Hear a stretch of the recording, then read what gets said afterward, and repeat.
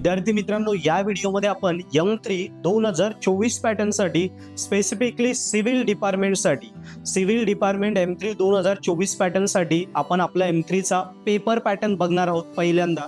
त्याच्यानंतर ज्याला out of mark पडायचे त्यांनी काय काय स्किप केले एवढ्या मोठ्या सिलेबसमधनं तरी आउट ऑफ मार्क पडू शकतात ते बघणार आहे. आणि तिसरा क्वेश्चन आपण ज्याला जस्ट 2 दिवसात पास व्हायचंय, काय काय इम्पॉर्टंट आहे आणि 2च दिवसात पास व्हायचं, जे जे मोस्ट इम्पॉर्टंट आहे जे पेपरला येतं, हे चौथी गोष्ट पण आपण बघणार आहे. सो क्लिअर करा पहिल्यांदा पेपर पॅटर्न, नंतर आउट ऑफ मार्क पाडण्यासाठी काय काय टॉपिक स्किप केले, कमी अभ्यास करून कसे आउट ऑफ मार्क पडतील, तिसरं 2 दिवसात पास होण्यासाठी कुठले टॉपिक आहे आणि मोस्ट इम्पॉर्टंट टॉपिक कुठले जे पेपरला येतातच, जे 2 दिवसात अभ्यास करून आपण क्लिअर करू शकतो आपलं M3, ते बघणार आहोत.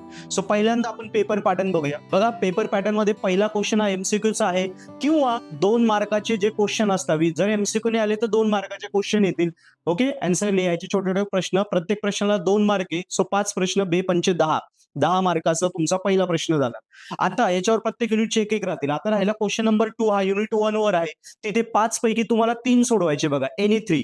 सेम क्वेश्चन नंबर 3 युनिट 2 वर आहे, त्याच्यात पण 5 पैकी 3 सोडवायचे. क्वेश्चन नंबर 4 युनिट 3 वर आहे, त्याच्यात पण 5 पैकी 3 सोडवायचे.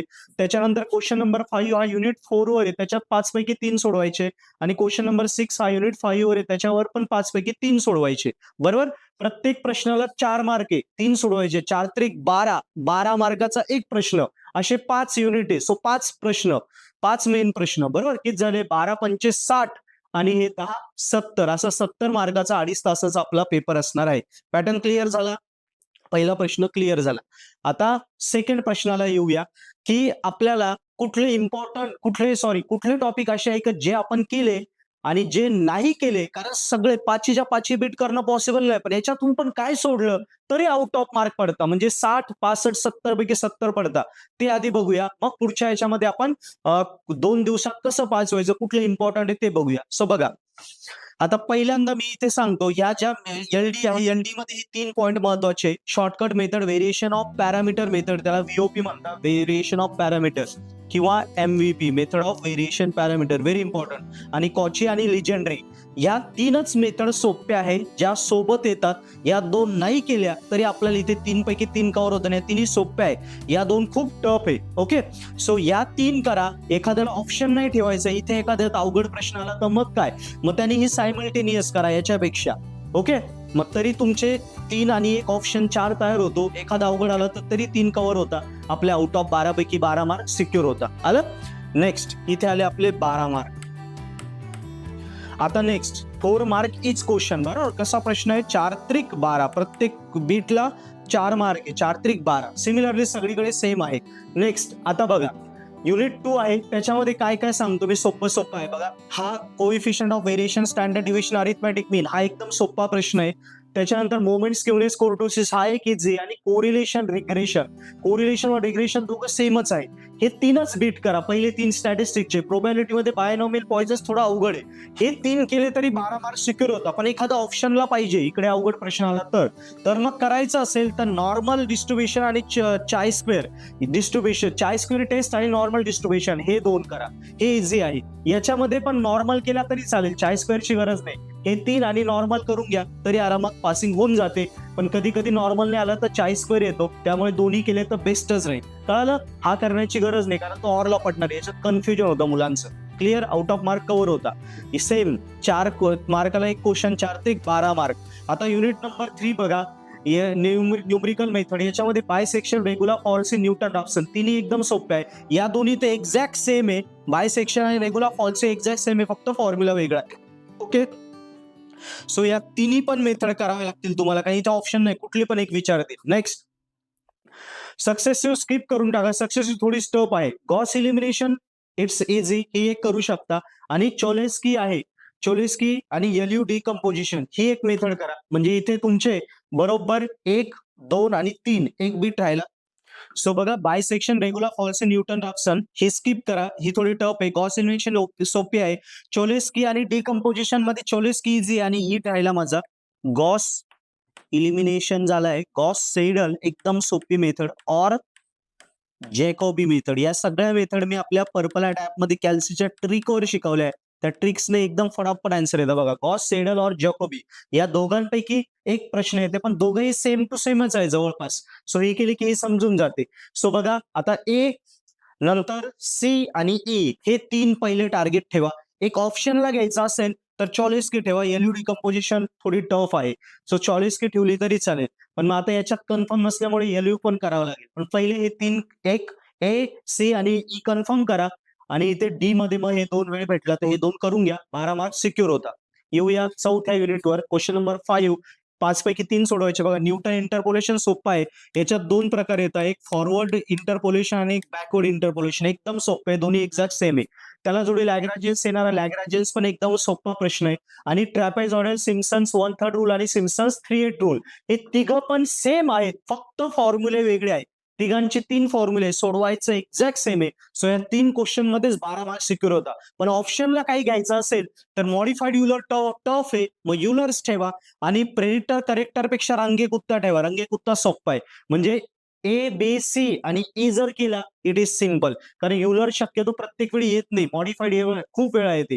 प्रेडिक्टर करेक्टर पण खूप वेळा येत नाही. रंगा कुत्ता जास्त वेळा येते. सो हे 3 करा आणि हे 2 ऑप्शनला घेऊन टाका. याच्यामध्ये पण नुसतं आरके केला तरी चालेल. 12 मार्क्स सिक्युअर होता. पण एक ऑप्शन म्हणून प्रेडिक्टर करेक्टर करून टाका. हा स्किप करून टाका. 12 मार्क्स सिक्युअर. आता युनिट 5 टफ युनिट आहे आता हा. याच्यामध्ये डायरेक्शन डेरिव्हेटिव्ह त्याच्या 5 केसेस ओके 6 केसेस येतात.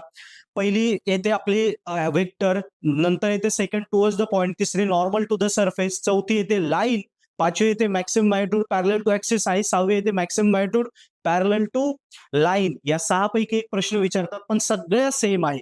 ओके काही फरक नाही. 6 मेथड म्हणजे खूप नाही एकदम इझी आहे. सो पहिली मेथड केली की सगळे समजून जातात. सो डीडी ला फोकस टाका. ओके नंतर डीडी ला जोडून येतो इरोटेशनल सोलेनॉइडल कर्ल आहे. ती काय एक्झॅक्ट सेम क्वेश्चन आहे. ओके सो हे दोघे नेहमी सोबत येणारे प्रश्न नाही. हा समजला की हे लगेच समजतं. सो ए आणि बी कव्हर करा. आता राहिला बघा इकडे वेक्टर आयडेंटिटीज मध्ये प्रूव्ह करायचं असतं. प्रूफ इथे 2 दिलेले असतात. 2 पैकी एनी वन सॉल्व्ह करायचा असतो. पण याच्यात कसं प्रूफ आहे आर चे गणित असतं. आर चे प्रूव्ह करायचं. प्रूव्ह करण्यामध्ये मुलं चुकतात. त्यामुळे मी सांगेल वेक्टर आयडेंटिटीज पेक्षा आता इकडे line integral, work done, Green's theorem याच्यामध्ये पण डोकं चालवं लागतं. इंटिग्रेशन सोडवायचं. त्यापेक्षा मग स्टोक्स थेरम आणि गॉस डायव्हर्जन्स थेरम केला हे थोडे सोपे आहेत. याच्यात ठराविक गणित आहे. तेच पेपरला पुन्हा पुन्हा विचारतात. त्यामुळे सोपे आणि ठराविक गणित आहे. त्यामुळे हे पहिले 2 क्वेश्चन आणि हा ई हे आपल्या टार्गेटमध्ये पहिले ठेवा. ए, बी आणि ई इथे पण 12 मार्क्स सिक्युअर होता. अजून ऑप्शनला काही घ्यायचं असेल तर मग या 3 मेथड करण्यापेक्षा मग आयडेंटिटीज आहे. आयडेंटिटीजवर जवळजवळ 15 एक आयडेंटिटी म्हणजे 15 एक प्रूफ आहे. प्रश्न आहेत. 10 ते 15 प्रश्न आहेत. तेच फिरून फिरून विचारतात. आपल्या पर्पल मध्ये मी सगळे सॉल्व्ह करून दिले.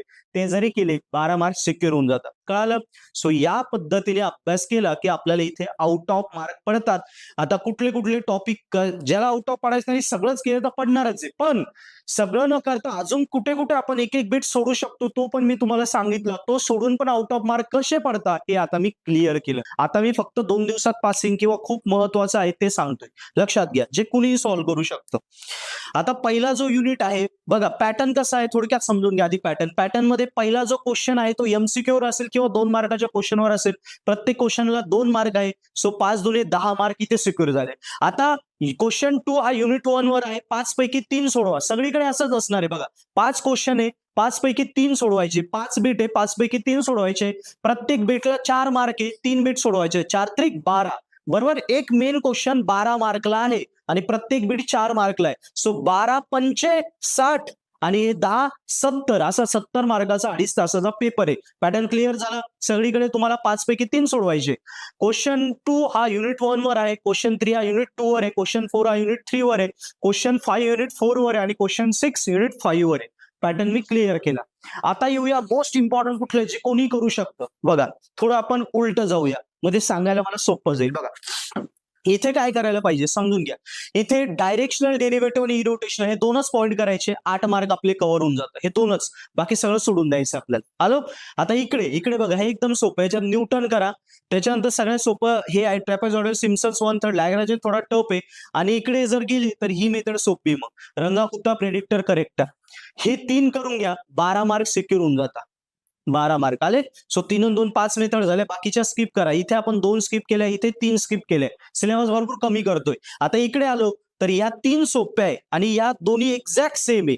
या दोन्ही एक्झॅक्ट सेम आहे, फक्त फॉर्म्युला वेगळा आहे. ही पण जशी न तशी सेमच आहे. काही फरक नाही. तिघांपैकी एक येणार कारण या तिघी सेम आहेत. सो हा एक क्वेश्चन झाला आपला. ही पहिली केली की दुसऱ्या दोन लगेच जमून जातं. झालं. त्याच्यानंतर हे करा. गॉस सेडल आणि जॅकोबी मेथड. किती मार्क झाले? 8 मार्क कव्हर झाले. येस. 12 8 20 20 8 28. आता इकडे येऊया. इकडे बघा. मोमेंटचा प्रश्न सोपा आहे. कोरिलेशन रिग्रेशन सोपा आहे. किती झाले आपले? आणि हा घेऊन घ्या. नॉर्मल आणि चाय स्क्वेअर बायनॉमिल पेक्षा 12. बाकीचं सोडून द्या. किती झाले? 12 आणि 12 24 24 आणि 16 किती झाले? 40. आणि इकडे फक्त एकच टॉपिक करायचं. व्हेरिएशन एक पॅरामीटर 40 आणि 4 44. सो बघा फक्त 2 दिवसात किती टॉपिक करायचे? 1 2 3 4 5 6 7 8 9 10 11. 11 टॉपिक केले आपल्याला 44 मार्क पडत आहे. बरोबर आहे. 70 पैकी 44 फक्त 11 टॉपिक मध्ये 2 दिवसात, म्हणजे 8 आणि 8 16 तासात शक्य आहे. सो मित्रांनो या स्ट्रॅटर्जीने स्टडी करा. मी 100% गॅरंटी देतो 2च दिवसात M3 क्लिअर कराल. आणि मित्रांनो M3 खरोखर काढायचं आहे तर मी प्रोफेसर मंगेश खैरे, मी M3 मराठीत शिकवलंय, कॅल्क्युलेटर ट्रिकवर शिकवलंय. ज्याला M3 काहीच येत नाही, -3+2 येत नाही, काहीच येत नाही, भीती वाटते M3 बघून, त्याला सुद्धा समजेल इतक्या सोप्या भाषेत शिकवलंय. सो नक्की आपलं परमानेंट ॲप डाउनलोड करा.